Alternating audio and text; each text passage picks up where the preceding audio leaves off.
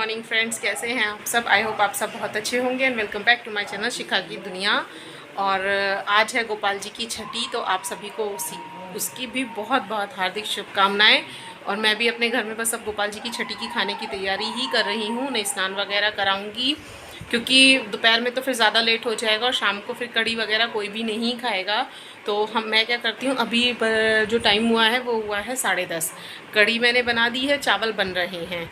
तो मैं क्या करती हूँ, दिन में ही गोपाल जी की छठी करती हूँ। एक बार सुबह उन्हें स्नान करा चुकी हूँ, अब दोबारा उन्हें कैसे स्नान कराऊंगी उसके लिए चलिए अब आप ब्लॉग में बने रहिए। ये देखिए फ्रेंड्स, यहाँ पर ये बन चुकी है मेरी कढ़ी और ये बन रहे हैं चावल। फिर मुझे बनाने हैं फुलके, लेकिन उससे पहले अब मैं जाऊंगी अपने गोपाल जी के वस्त्र बदलूंगी।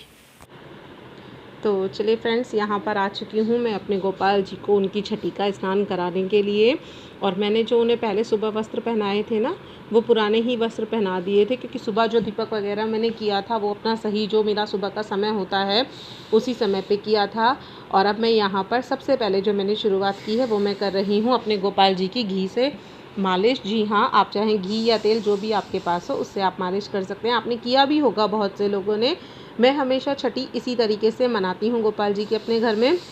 जितना मुझसे हो पाता है उतना तो मैं ज़रूर कोशिश करती हूँ। बाकी जो नहीं हो पाता उसके लिए मैं ना तो अपने मानसिक तौर पर कभी इस चीज़ का दबाव डालती हूँ कि नहीं मुझसे ये नहीं हो पाया है या मुझे ये करना चाहिए था या नहीं करना चाहिए था, क्योंकि मेरा ऐसा मानना है कि भगवान सबसे पहले भाव के भूखे हैं, ना कि पैसों के।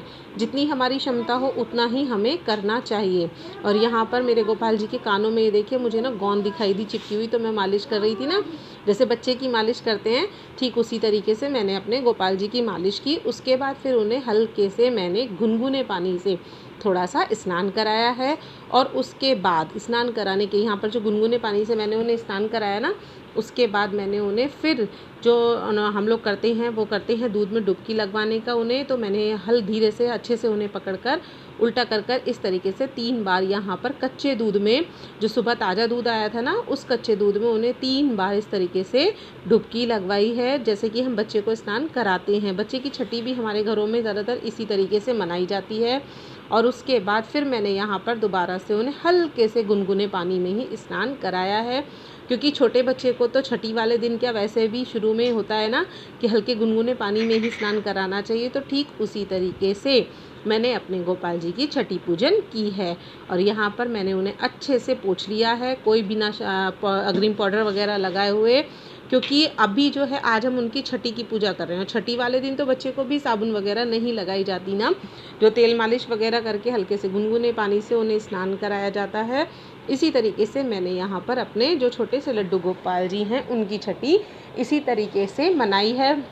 वैसे भी मेरे जो लड्डू गोपाल जी हैं ना वो छोटे ही हैं 2 नंबर के, तो उन्हें तो वैसे भी छोटे बच्चे की तरह ही रखा जाता है। और पीछे से प्लीज़ अश्वथ की जो आवाज़ आपको आ रही है उसे इग्नोर कीजिएगा, क्योंकि जब मैं वॉइस ओवर कर रही हूँ तो ये मेरे पास ही खेल रहा है। तो चलिए, बस यहाँ पर ये मेरे लड्डू गोपाल जी हो चुके हैं नहा धोकर तैयार। और यहाँ पर जो मेरी ड्रेस है उसके नीचे ना लड्डू गोपाल जी का निकर नहीं आ रहा था, तो मैंने क्या किया, यहाँ पर कलावे से ही उनकी एक छोटी सी लंगोट तैयार कर ली है। क्योंकि मुझे ऐसा पंडित जी ने बताया था कि अगर आप चाहें और आपके पास टिक्कर वगैरह ना हो, गोपाल जी को कोई पत्ती पतलून वगैरह ना हो, तो आप कलावे से उनकी लंगोट तैयार कर सकते हैं। बट उन्हें कपड़े ज़रूर पहनाएं, उन्हें नंग ना रखें। तो मैं इसीलिए जब भी कुछ ऐसा होता है ना, जब मुझे हैवी ड्रेस पहनानी होती है, तो मैं यहाँ पर उनकी लंगोट इसी तरीके से तैयार कर लेती हूँ।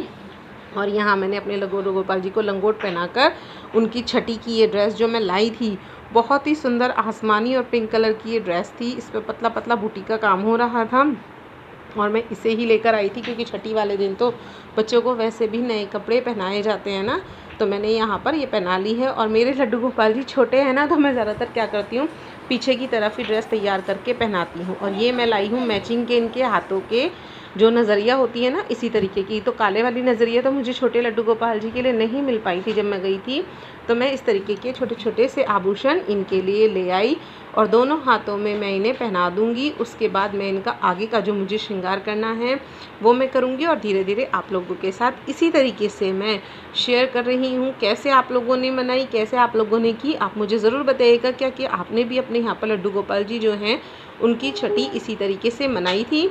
और यहाँ पर मैं अपने लड्डू गोपाल जी को उनकी माला वगैरह पहनाकर उनके कानों के पहनाऊँगी।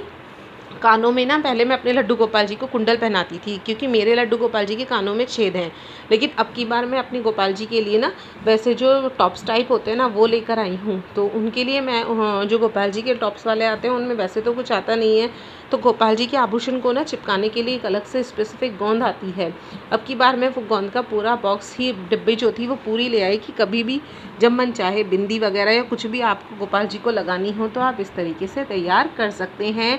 और ये देखिए यहाँ पर मेरे गोपाल जी हो चुके हैं अपनी सुंदर सी आभूषण, सुंदर से वस्त्र पहनकर तैयार। और मैंने इन्हें झूले पर ही बैठा दिया है। और झूले पर अभी मैं आपको एक चीज़ दिखाऊंगी कि झूले पर जो मैंने लाइट लगाई थी ना वो बार बार, ये देखिए यहाँ पर मैंने 3-4 बार सही की। और ये मेरे गोपाल जी के दर्शन करने के लिए, बार बार उन्हीं के चरण स्पर्श करने के लिए बार बार नीचे गिरे जा रही थी, वरना वैसे नहीं गिरी थी। जब भी मैं गोपाल जी को झूले पे बैठाती हूँ तभी ये लाइट मेरी गिरने लगती थी और बार बार उनके चरणों को ही स्पर्श करने लगती थी। ये देखिए फिर से ये गिरी।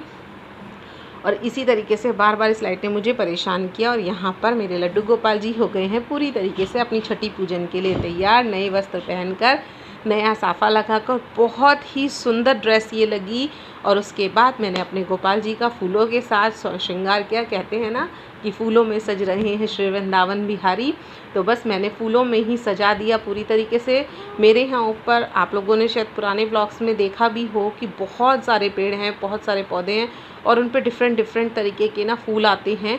तो ये बस वहीं से ही सारे फूल ऊपर छत पर से ही लाए हुए हैं। अश्वथ के पापा ने मुझे सारे फूल ला कर दिए कि आज गोपाल जी को आप अच्छे से फूलों में सजा दो। और यहाँ पर मैंने अच्छे से फूलों में गोपाल जी को बैठाकर उसके बाद उन्हें भोग लगाया। भोग में मैंने आपको दिखाया ही था कि कड़ी चावल मैं बना चुकी थी, फुलके मुझे बनाने थे और साथ में ही मैंने माखन मिश्री लिया है और उसके साथ मैंने घी बूरा भी लिया है। क्योंकि जैसे बच्चे को होता है ना कि हर चीज़ पसंद आती है, बड़ों को भी ऐसे ही होता है कि हर चीज़ के कब कौन सी चीज़ पसंद आ जाए।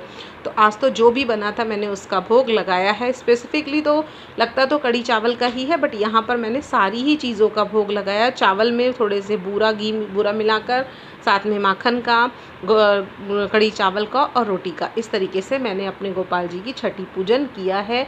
आप लोगों के यहाँ भी इसी तरीके से बच्चे की या गोपाल जी की छठी मनाई जाती है? प्लीज़ मुझे कमेंट बॉक्स में ज़रूर शेयर कीजिएगा। और ये देखिए, ये थी मेरी आज की गोपाल जी की छठी पूजन की थाली। तो चलिए आगे मैं अब प्रसाद को सबको बांट देती हूँ। तो ये था एक छोटा सा मेरा छठी पूजन, मैंने कैसे किया गोपाल जी का, उन्हें कैसे स्नान कराया, वो सब मैंने आपके साथ शेयर किया है। और यहाँ पर अब मैं भी खाने जा रही हूँ खाना। अश्वथ के पापा को मैं दे चुकी हूँ और फिलहाल तो मैं खाने में सिंपल वही अपना कढ़ी चावल, प्याज, क्योंकि कढ़ी का स्वाद तो प्याज के साथ ज़्यादा अच्छा आता है। और भगवान जी को भोग मैंने बिना सादे उसका ही लगाया है। तो बस इसी तरीके से मैंने अपने गोपाल जी का जो है वो छठी पूजन किया। और मैं मिलती हूँ आपसे खाना खा।